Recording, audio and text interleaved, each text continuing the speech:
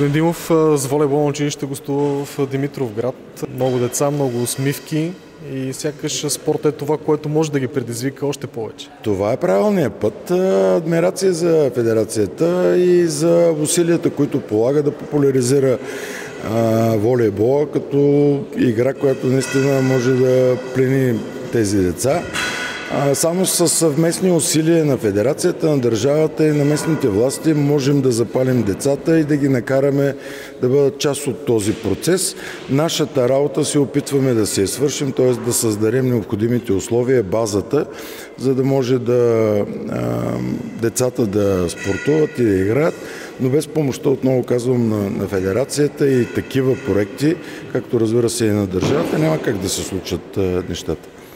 Ние виждаме, че в двора на училището, на което гостуваме, има изградени площадки за различни видове спорт. Споделете изцяло в града как успявате по този начин да обезпечите спортната инфраструктура. Всичките училища са с основно ремонтирани дворове, в които има различни площадки за волейбол, за баскетбол, за футбол. Това успяхме да направим в предходните мандати по оперативна програма "Околна среда". Успяхме да осигурим средства, за да ремонтираме основно спортна зала "Младост". Тя е в прекрасно състояние. Тепърва изграждаме и още допълнителни площадки за игра, така че отново казвам, това, което трябва да направим, ние сме го направили, написали сме си домашното и от тук насетне се надявам колкото се може повече деца да бъдат част от този процес, защото няма нищо по-хубаво от това да бъдат ангажирани със спорт.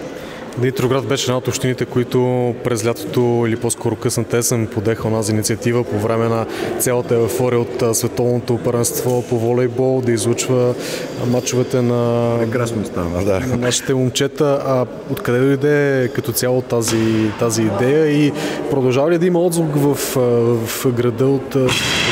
Интересът беше огромен, съвсем спонтанно.